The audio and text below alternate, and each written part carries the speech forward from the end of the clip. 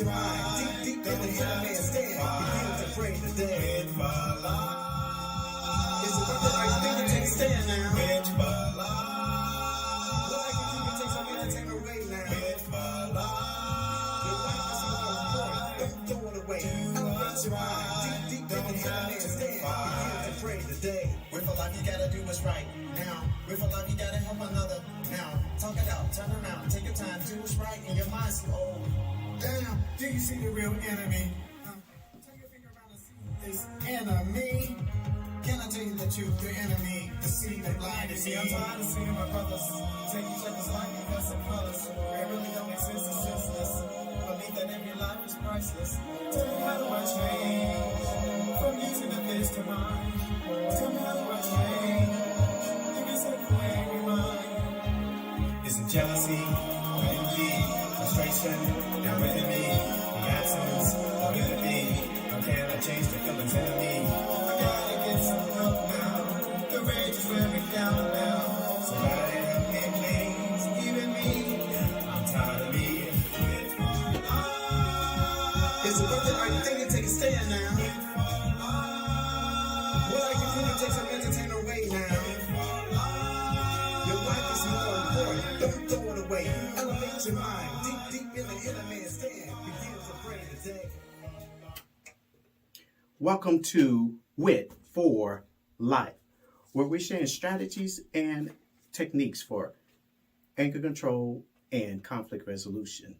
Because I'm going to give the short of the short, I am my brother's keeper. You're here with us today because of a idea of wanting to decrease the anger, wanting to decrease the conflict, wanting to decrease the violence, wanting to decrease the black on black crime. And so that's why WIT for Life was created. And today we are so excited because we have a special guest with us today. And we want to definitely thank him for being here today. You know, he could have been anywhere else today, but we're so excited and delighted that he's here.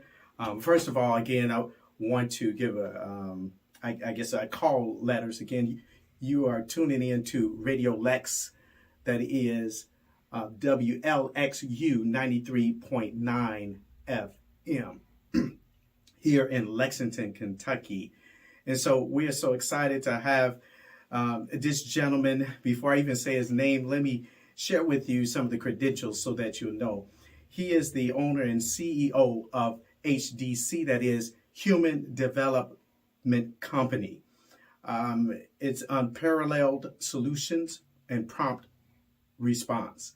Since 1978, Human Development Company has provided EAP counseling and referral services, professional consulting, and customized training to enhance the overall well-being of organizations' most valuable asset, their employees. Not only that, but also he and his wife is the founders of CA, which is Counseling Associates. His wife, which is Danielle, they both started this practice over 20 years ago. That's quite a feat to still be conducting your business on a very successful level. And so we're glad once again to have none other than Mr. Daniel Lee. Hello, Mr. Daniel Lee. Thank you for having me. Can you please tell us a little, because I know I didn't do it justice, the introduction, but please give us information about you, how you started. I'm sure people, those who are aspiring to start their own practice, they may want to know, okay, how do I get into this and practice and counseling services? So anyway, I'm turning it over to you. Again, thank you for having me here. I'm humbled that you would have me be here on this platform. Like you said, I am the owner of Human Development Company as well as Counseling Associates. Human Development Company, I purchased that company in 2008, and we've grown to what we are now. We're a national company providing services across the country. And then Counseling Associates, as stated, my wife and I started that agency as a mom and pop shop in 2002, and have grown to now have 3 locations. We have an office in Lexington, one in Georgetown, as well as an office in Louisville. You asked the question how we got started. I got here in Kentucky as a football player. I played football for the University of Kentucky under the late great Coach Claiborne, and after football, I had goals and aspiration to play professional football, but it wasn't God's plan, it was my desire, but it wasn't a reality. Then I went into the workforce, worked in different companies, worked for the VA hospital, worked for the Federal Bureau of Prisons, worked for school systems, and at the time when I was working at the Federal Bureau of Prisons, I was working for an EAP company called St. Joseph Behavioral Medicine Network, and at that time, I'd always had goals of wanting to be in practice for myself, and I was able to leave the prison and started my own practice. I left the prison and continued to work with the EAP company. I was able to get them to agree to allow me to work 2 10-hour days with them as I worked full-time in the practice and just continued to grow. One of the questions people ask is, well, how did you do it? One, you have to believe in yourself, trust, be dedicated, and willing to work harder than anyone else is going to work, because hard work without determination and the will to sacrifice your time, your energy, and your efforts is not going to be successful, because often at the beginning I was working anywhere 10, 12 hours every day, and had to do that because I tell people if I didn't kill it, we didn't eat it, because everything depended on what we could generate. And so I had to have that. And my motto at the time, and still remains, that failure was not an option. Because at that time I had 2 young kids, a wife, a house note, all those responsibilities, and it all fell on my shoulders. And so I believed in myself, trusted in God, and went forward. One of the things I always tell people, never let anyone else tell you what you can do, because they're placing their limitations upon you. Know your own worth, know your own abilities, and never stop striving to achieve it. Can I say something? You said 2 powerful things. One is failure is not an option. No. That's very powerful, because how oftentimes then we start on an endeavor, and when it gets tough, we want to throw in the towel. We want to quit. And then you also said never let anyone place their limitations on you. We have to, as you stated out earlier, you have to believe in yourself. And one of the things I want to mention also that I didn't mention in the initial introduction is that you are the proud pastor of Marble Creek Baptist Church. Am I right? That's correct. That's awesome. I've had a chance to have another, one who is a mental health psychologist on the platform, which happens to be also an evangelist as well. And so when, a lot of times people wrestle with that, I believe in God, but can I practice mental health at the same time? And the answer is absolutely yes, because I wrestle with that as well. So tell us a little about that. How can you, for the person who's struggling, how do you separate it or not separate it, and how do you merge the 2 together from faith and mental health? Well, I make no qualms, nor do I ever shy away from the fact of who I am. I didn't know, but from the moment I was conceived until this moment now, I was always a pastor. I was always a preacher, because it says God knew me and created me from the womb. So all my life I've been a preacher. I just didn't know I was a preacher. And so now, then, and forever, as I'm here on this earth, I walk with those two realities. I don't stop being a man of God.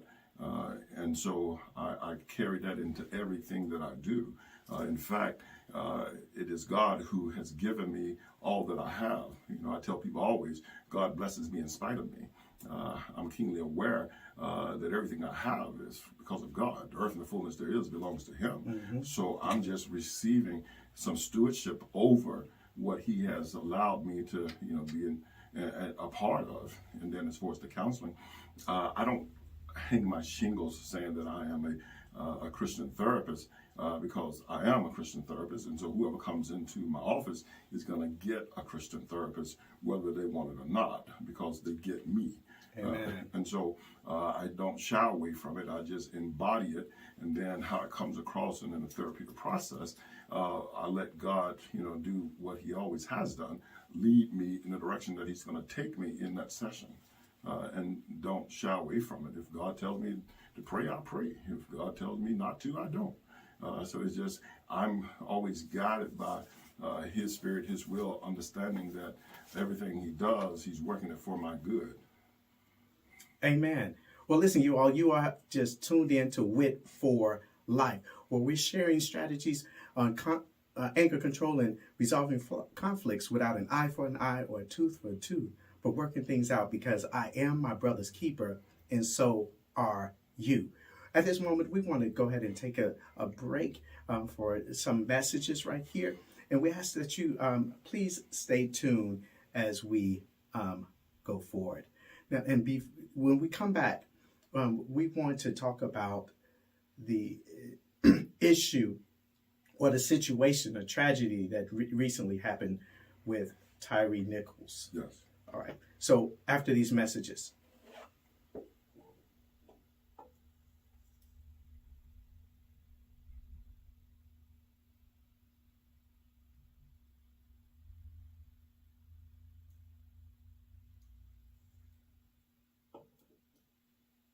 All right, ladies and gentlemen, we want to thank you once again for tuning in to WIT for Life.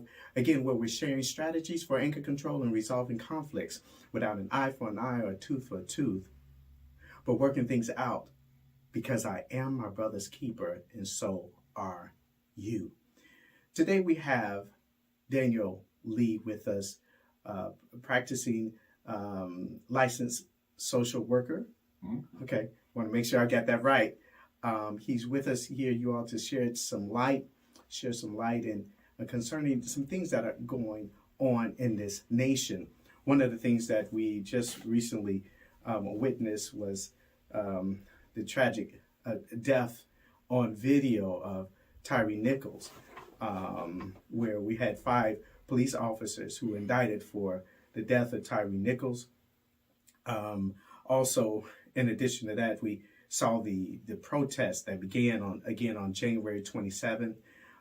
Again, this year, following the release of the police body camera and surveillance footage showing 5 black officers from Memphis, Tennessee Police Department.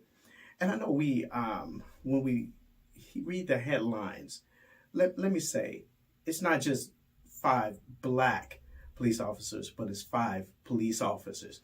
We want to emphasize the blackness of the officers, but they are police officers, period.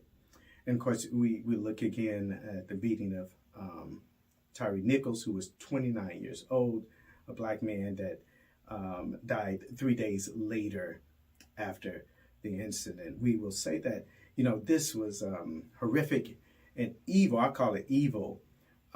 Incident that happened, and so we want to hold those who were responsible accountable. So we want to talk about, since this is about anger, this broadcast is about anger control and conflict resolution.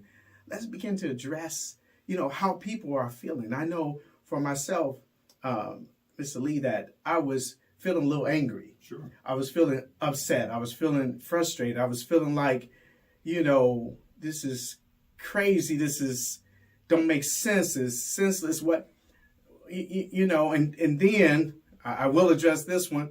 Then seeing 5 black officers beat our own, yes, it was disheartening. So, but what can we do going forward? Because I know, just like me, I'm like, okay, how do I not get upset when I see an officer? How do I not embody that and taking it personal or thinking that all officers are that way? And again, there's a lot of questions, but I'm going to just turn it over to you, and perhaps you can shed some light on how we can handle this emotionally as on the mental health aspect. Well, the first thing I will say is anger is an emotion. It's an emotion just as, love, just as, sadness. So the emotion itself is not wrong nor right. It is. So when you witness something such as that, if you experience anger, that is normal, and it is what we would hope does happen, that you do feel that type of response. I would have more concern for an individual who did witness that and did not have any type of strong emotions. And so if you have anger, don't beat yourself up over having anger. Understand that it is just what it is. It is an emotion. It is a feeling. It is what we do when we become angry. That becomes the issue that we need to identify. So first, we want to always acknowledge what we feel. If you feel angry, be okay with acknowledging that you feel angry, and then assess why do you feel angry, what has created that in you, and then come to a point of what am I going to do with this anger. Because most of the time what happens is when we get angry, we don't go through the whole process of processing what I'm feeling, why I feel this way, and how do I move forward in a healthy, productive way. Anger can be productive if we channel it in the right direction. If I use the anger that I have from the situation to motivate me to activate some type of change. I want to now become part of the changing agent as opposed of the continued conflict that happens as a result of my anger. Because unfortunately it appears, and again, I don't know all around it, but it seems like there might have been some things behind why these police officers, one in particular, did what he did. So he took his anger, shared it with the other ones, and then they acted out in an aggressive manner about a situation, from what I'm reading. So they took their whatever feelings and used it in a negative, harmful, hateful manner. And so we don't want to address evil with evil. The words that you use, the evil that we witness, we don't want to get caught up into our emotions that lead us to feel that we need to retaliate in the same form. There's a proverb that says anger and revenge is like poison, but it's poison you swallow in hopes that the other person will die. Because if I say something right now that someone gets upset with, you get angry with me about what I said. When I leave from this podcast, go back to my office, I might not know what I said, nor have any idea you're angry. And what I said and that you're angry about is not going to harm me. It's going to harm you when you go home with your wife and you're angry at me and take it out on her or your children. So the anger that you are wanting to spew on me, you have swallowed. And you're being harmed, and the ones around you are being harmed. Let me ask you a question. So if I'm upset and I'm angry concerning even this situation, yes, I know there's no one fits all. Correct. But are there some steps, like you were talking about the process, are there Correct. some steps that we can take to control that anger? Yeah, I mean, first thing we got to do is, one of the things that I would tell people, I personally have not watched the video because I do not want to be harmed by the video. I've heard other people tell me, so I have information about what happened, but I personally don't want to experience that to inflict that on me. Well, let me ask you this question. I've heard several people take the same steps as you are, including my son, who had recently graduated from the University of Michigan, his master's degree, and I say that because of the level of his teaching. Yes. And some other people don't care to watch the video. What do you say about the people who don't want to watch the video, but others say, hey, it's wrong for you not wanting to see what's going on? I mean, is that... Well, again... How do you balance that out? Knowledge is power. I don't have to be burned by a hot stove to know that the stove is hot if I see you burn. So why should I choose to be burned when I don't have to? See, it's using wisdom. If I already know that me watching it is only going to cause more harm, what rationally, sensibly, does it make sense to do that? So I'm saying for me, I'm not telling what other people to do, but if I have heard and people have given me descriptive information about what happened, people have told me because they watched it, in detail what happened. So I don't need to see it. I've already been told, and I trust and believe what they said. One person in particular is my father, who shared with me that when he watched it, he said it brought him to tears. So my father is 78 years old, has gone through, I'm from the South, I'm originally from Florida, has gone through, many things as a black man. For him to share with me that watching that brought him to tears, why would I want to watch that? And so I think, everybody has their own way of dealing with things. So it's not a right or wrong. It's a choice based on what, each person intends to do. Like for me, I'm taking proactions by even being here to have a conversation. So I don't need to see it to know that it was wrong and then to get involved.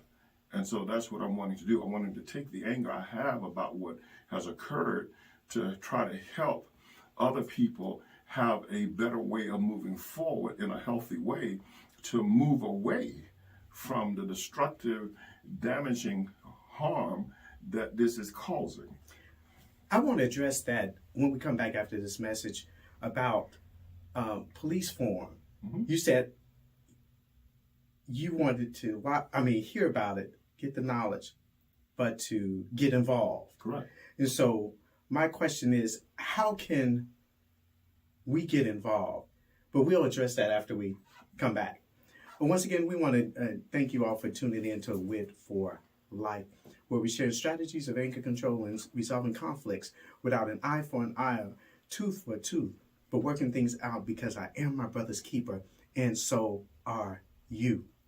You tune in again to Radio Lex, WLXU 93.9 FM here in Lexington, Kentucky.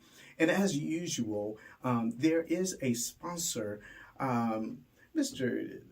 Lee, can you hand me that folder there? There's a sponsor that I want to share with y'all that has been very instrumental as far as WIT4LIFE is concerned. And I want to just kind of share with you all a young man who actually turned his life around and now has started an apparel company.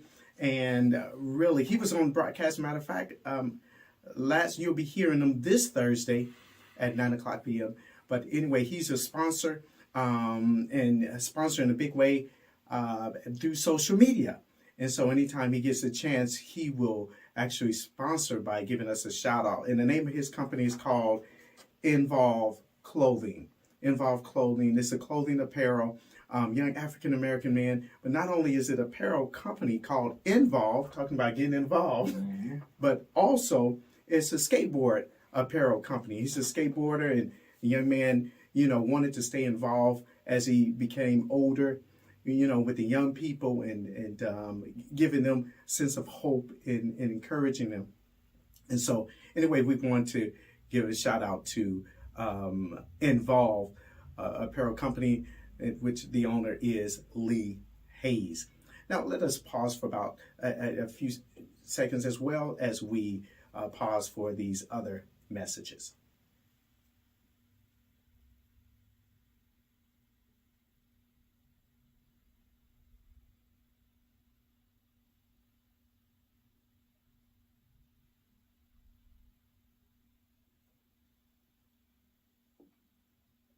All right. Well, thanks again, once again, y'all, and thank you for tuning in again to WIT4LIFE, where we share strategies for anger control and resolving conflicts without an eye for an eye or tooth for tooth, but working things out because I am my brother's keeper, and so are you. So we're back here with Danielle Lee, licensed clinical social worker, and we've been talking about how do we handle our anger, but now we want to talk about just a little deeper about police reform. How can we get involved, and should we get involved when it comes to police reform and making sure that hopefully this doesn't happen again, and putting some things in, like, how should we? No, I think that with that question, we should get involved.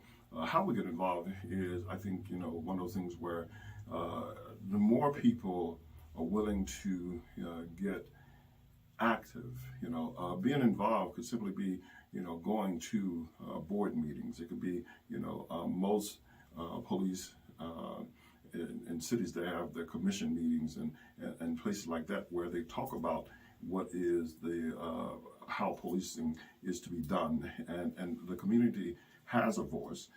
It's just that we often don't use the voice by going to those meetings and sharing what our concerns are, being actively involved in, looking at what are the policies that need to be written, and being at the table when those discussions are taking place, getting in touch with our commissioners, getting in touch with the city mayors, get in contact with the representatives of your district, and all of that process.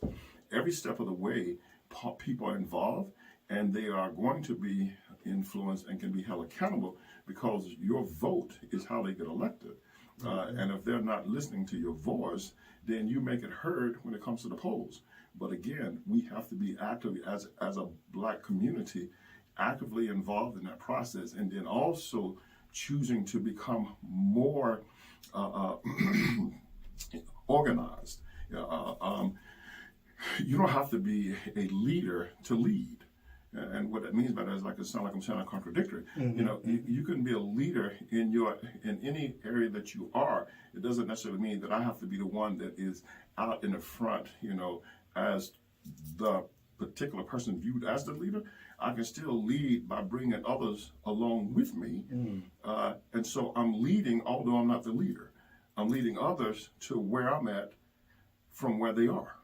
And it's just all of us continue to move forward. There's always someone who's behind you, but are you paying enough attention to that person so they can get where you are as you move where you want to be? So the problem most of us have, we are looking forward, never thinking about who's behind us that need to take the position that we have left. Wow. Can you say that one more time? Most of the problem that we have, most of us are wanting to move forward, which is what we should do. But we're not taking enough time to consider who's behind us that needs to be where we are as we move forward to where we are going. Wow. Do you think that's a sense of, and I'm not trying to get off the subject, but do you think that's a sense of selfishness sometimes, or just a lack of awareness or concern? It's a lot of everything. We are one of the only people, as a people, that were brought to this country as slaves. And unfortunately, sometimes what's not understood is slavery still has a profound impact on our psyche and how we see things. We as a people have never naturally understood the importance of bringing others along with us as we go, because we were always left to think we have to get what we have because nothing has been given to us. So if you come from a position where it is certain things are naturally given to you, there's also a natural tendency to want to give because you're not worried that you're not going to get more. Because if I give this that I have to you, but there's someone else who's going to give me what I've already given away, I'm not concerned about holding on to what I have. So when I don't have that, there's a natural tendency, self-preservation always kicks in. So if I feel that my little 2 eggs that I need to eat and feed my family with, I don't think that I can share my 1 egg, because the 2 eggs is not really enough for me and my family. And so, but if I come from, I have these 2 eggs, but it has been every 2 weeks, 2 more eggs are given to me. I ain't have to do anything, they're going to be given to me. I'm then less inclined to be concerned about giving an egg. And so if we get into a point of just ourselves naturally as a people, as I gain, be willing to give, it then teaches the mindset that and this can be given knowledge, it can be given resources, it's just giving. We don't give, we often, knowledge, material, everything. We get ours, and we have this mentality: you get yours. But it's been ingrained from slavery. You know, that is so profound, but it's true. I know you're probably familiar with the Willie Lynch syndrome. Correct. And, you know, when I was reading about this Willie Lynch syndrome, this was a slave owner, but he was teaching many other slave owners how to keep their slave under submission. They actually had a 10-point, 12-point strategy to make sure that the slaves stay in line. And one of those was making sure that, as they say, dog eat dog, make sure that they're pushing down the other slaves or climbing over them, make sure they don't get up to the top, and it becomes an endless, like, I mean, that's just one minute aspects of it. And I find that even growing up, you know, I'm just guilty.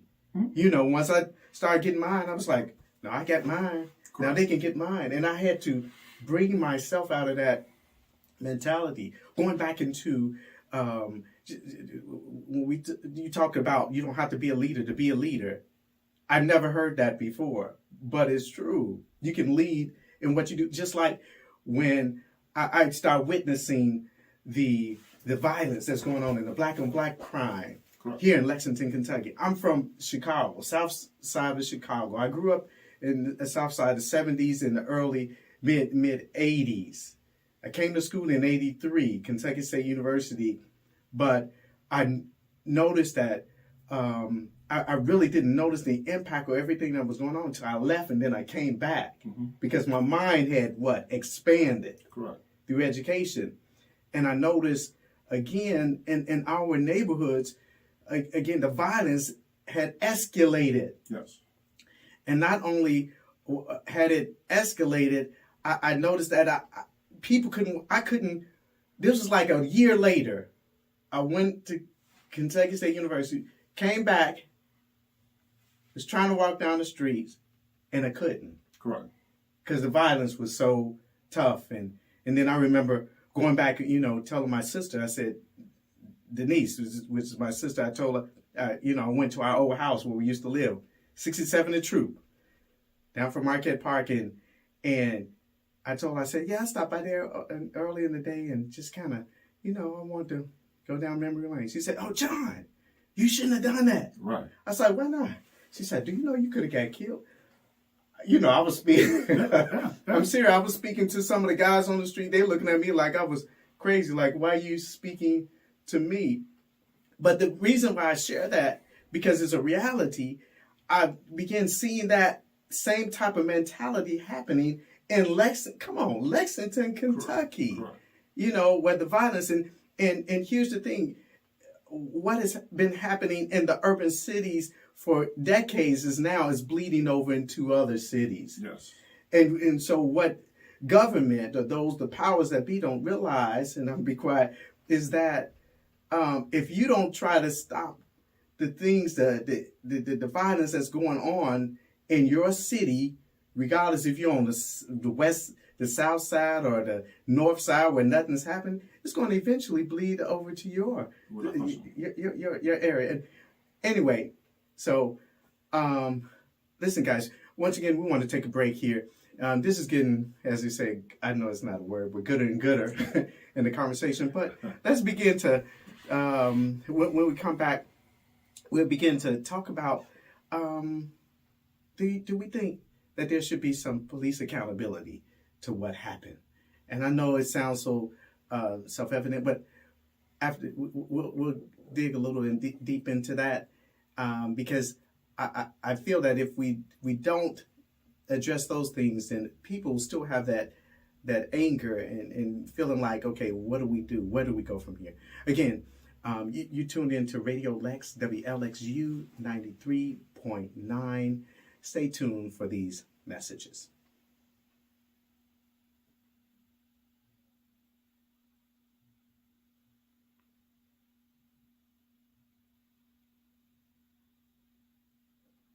Once again, we want to thank you for tuning in to Radio Lex, WLXU 93.9 FM. And you tuned into the WIT4LIFE podcast and vlogcast, where we're sharing strategies for anger control and resolving conflicts without an eye for an eye or tooth for tooth, but working things out because I am my brother's keeper and so are you. So we're here with Danielle Lee. Dan, can you shed some light on what I mentioned there, and how can we, again, the accountability, should there be accountability, and how can we make sure that this accountability is enforced as a citizen? Sure. Without question, I mean, it's almost a rhetorical question. Right. Without question, there should be accountability. Because everything in life, there's accountability. I mean, for every action, there's a reaction, whether positive or negative. So the accountability should exist. The question becomes as to what does that look like? How is it done? One of the things that needs to be done is more training for cultural sensitivity on all aspects. Because one of the things that's happened, unfortunately, in this country is there is a demonization of black people, especially black men. Mm-hmm. Black men have been portrayed in movies and television as being violent. There's so many different things that have happened to the point where you can see two groups of kids, be a group of white teenagers on a corner on bicycles, and a group of black teenagers on a corner with bicycles. And the feeling for both black people as well as white people is drastically different, but they're the same age group. The only difference is the color. So the white kids are perceived as just hanging out, being kids, whereas the black kids, the portrayal is that they're up to no good, and there's a danger associated with them getting together as a group.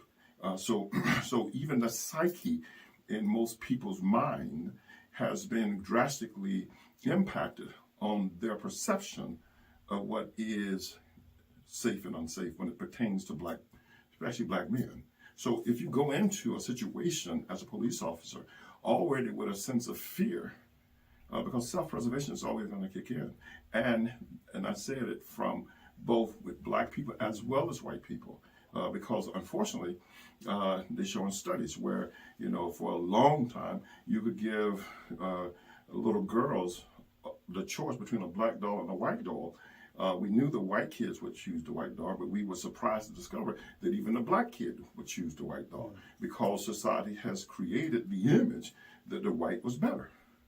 And so, and all of that has had a profound impact. So not only when we're talking about reform, there needs to be more education and done from, just cultural awareness, sensitivity, and then helping people to understand every person, irregardless of who you are, has bias. The issue is too many people want to claim they're not biased. One of the worst things a person could ever say to me is I don't see color. Because you just told me you don't see me. You can't get past the fact that I'm black. And I'm not black. I'm 6'7", 350 pounds. So how do you not see that? And so when you say that, it speaks to the lack of knowledge. It speaks to the ignorance of the statement. Because to say you don't see color, you say you don't see me. And if you don't see me, that means I am irrelevant.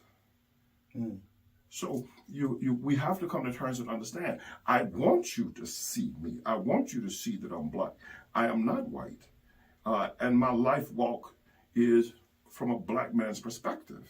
And I make no qualms about it. I'm proud of who I am. I need you to be proud of who I am and be willing to acknowledge who I am and know that I do not apologize for who I am.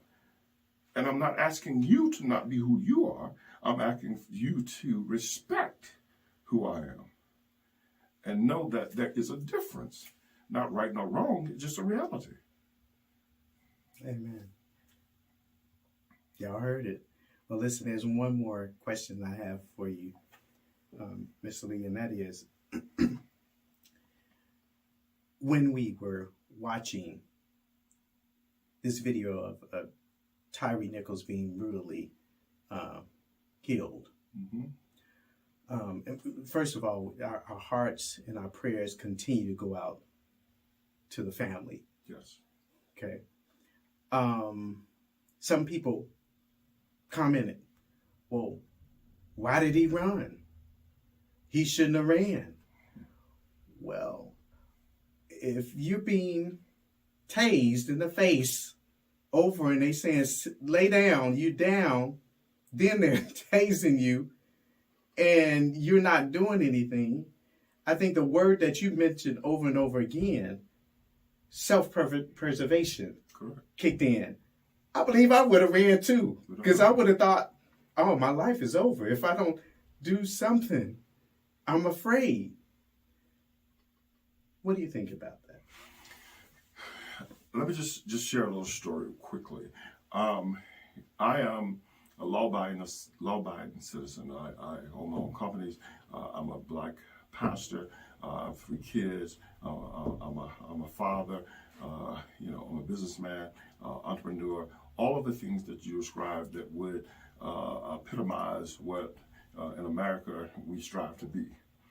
But if I'm driving down the road, I live in Nicholasville, and I'm driving down Harrisburg Road, and it's 10 o'clock at night, and I'm on the stretch where there's no traffic lights, and a police car comes and pulls me over. Fear comes over me that I cannot control, because I still have to deal with the truth that I'm a black man on a road that just got pulled over by a police officer. And if the police officer happens to be white or black, I am still, it is not a fear that I am speeding, right? Maybe put my car speeding.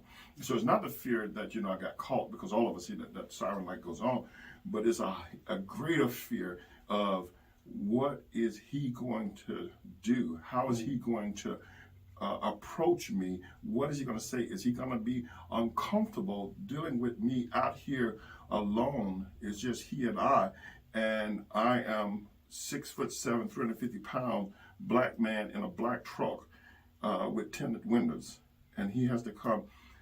So my fear of being stopped by a police officer exists from the realities that I could be harmed. Mm. Now, whether he's intended, he could be a great police officer, done a great job, had a skeleton, doesn't change the fact that I still deal with this truth. And our country is continuing to have episodes that prove my fears to be true. So we ask the question, why run? Fear is still fear.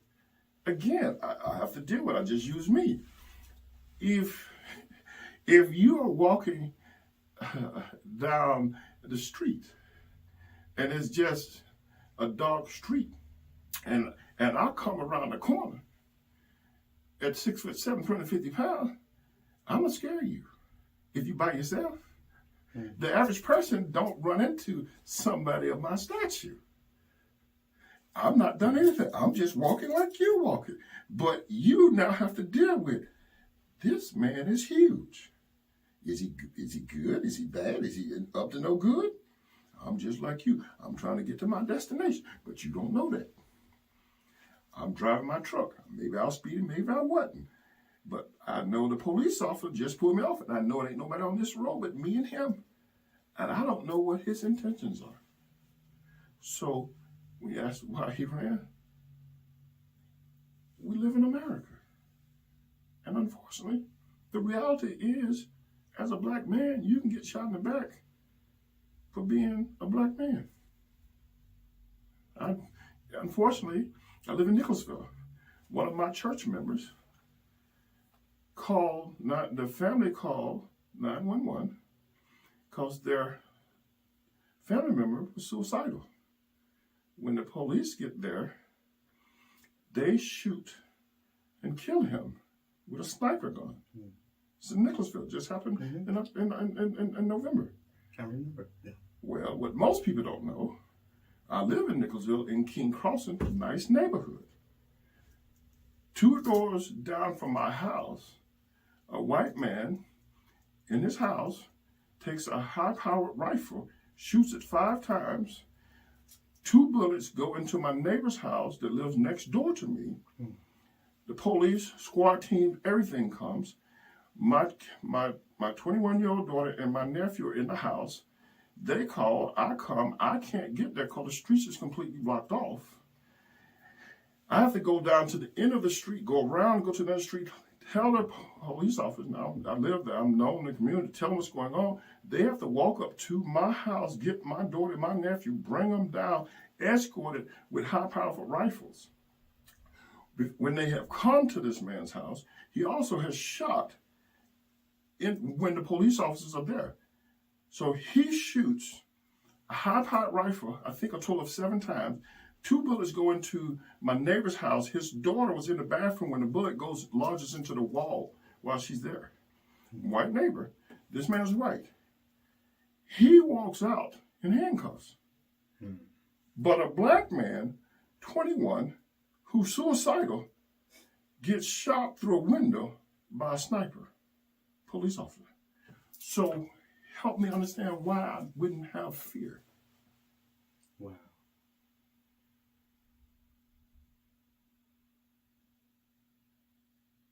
Where do we go from here?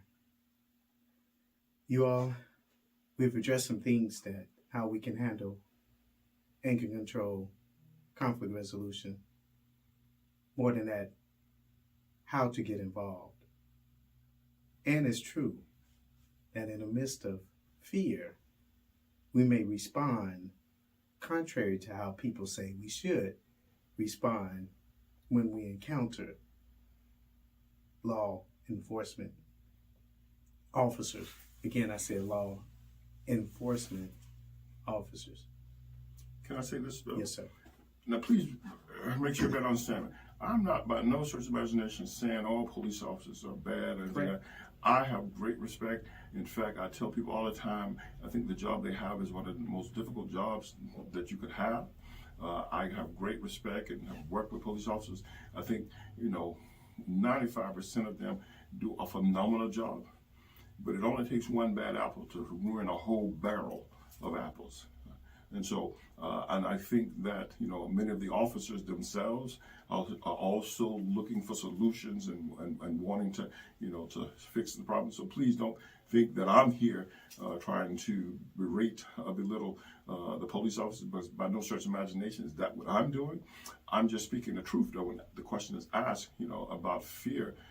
Self-preservation will always kick in, and fear is not something that one can just, turn off or turn on. It is something that will happen irregardless of what you may think and believe, and is often also greatly impacted by the events that you experience in your life.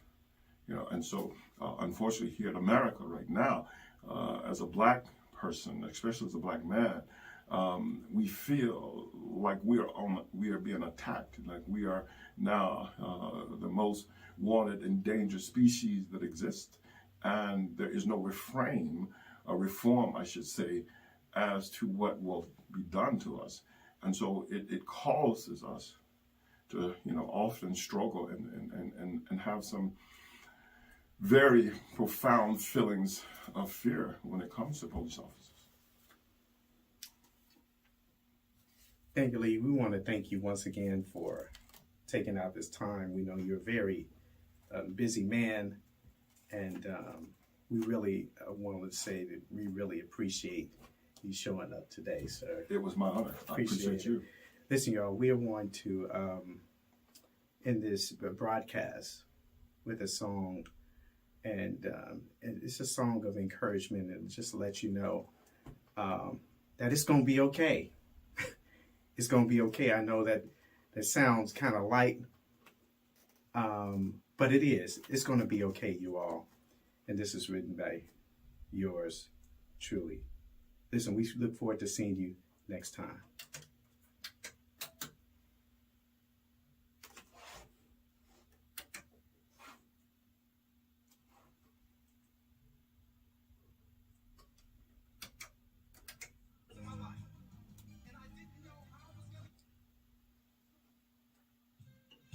Now this is a testimony song of how the Lord brought me out.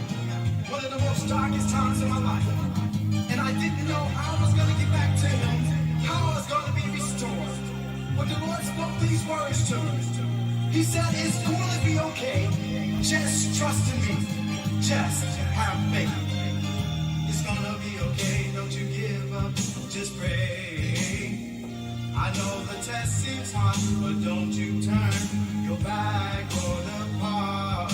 It's going to be okay. Just continue in my way. I know the trial seems hard. Just keep the faith and hear what I say. Just trust and me. I'll make it okay. I'll calm your fear and dry all your tears. Just trust and me. I'll supply your needs. And if you fall, I am faithful to forgive you all. It's gonna be okay, just humble yourself and see my face. Don't put your trust in man, let me lead you by my hand. It's gonna be okay, let me direct your way. Just acknowledge me and I will give you light to see. Just trust and me. I'll take away your pain.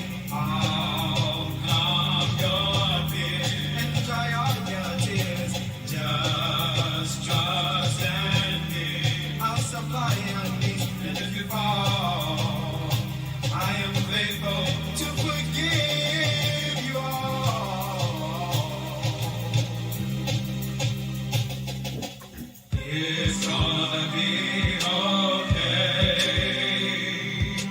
It's gonna be okay today. It's gonna be okay. It's gonna be okay. Just have faith. It's gonna be okay. It's gonna be okay today. It's gonna be okay. It's gonna be okay. Just have faith. If my people, which are called by my name, shall humble themselves, seek my face, and pray, and turn from their wicked ways, then will I hear from heaven and forgive their sins and heal their land. Heal their land. It's gonna be okay. It's gonna be okay. Don't you give up. Don't you give up. I know it's gonna be okay. It's gonna be okay. It's gonna be. Come on now. It's gonna be okay. It's gonna be. Come on, church. It's gonna be okay. It's gonna. Come on, let's worship the Lord. It's gonna be okay. It's gonna be okay. It's gonna be okay. It's gonna be okay. It's gonna be okay. Just have faith. Just have faith. Come on, church. Just have faith. Just have faith. That's right there. Just have faith. Just have faith. Just have faith. In the Lord Jesus. Just have faith. In the Lord Jesus. Just have faith. You're not alone. You're not alone. You're not alone.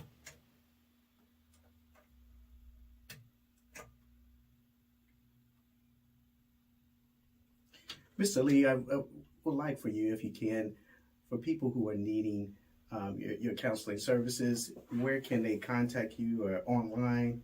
How can they get in touch with you? Yeah, they can call anyone who would like to have counseling. You can call the office 859 here in Lexington, 859-278-3456. We do have a diverse staff. Can provide services just about anything. If you're in Georgetown, it's 502-867-1336. And in Louisville, I am forgetting the number there. I apologize, but you can reach out to either one of those and they would give it to you as well. But You say a website? there's a website. You can go on our website. It's www.lexingtonassociatesofkyofky.com. That's www.counselingassociatesofky.com. That's our website. And we, like I said, we would welcome to provide any service that we can. We deal with everything from substance abuse, mental health, marriage, family, any issues that you may be facing. We provide services. Thank you, sir. Appreciate it once again, and many continual blessings to you. My brother, I appreciate you. Thank you much, and God bless you. Thank you. All right. That's it, sir. I greatly appreciate this opportunity. Hopefully that will go well now. Yes, sir. I'm going to turn this video camera off here. And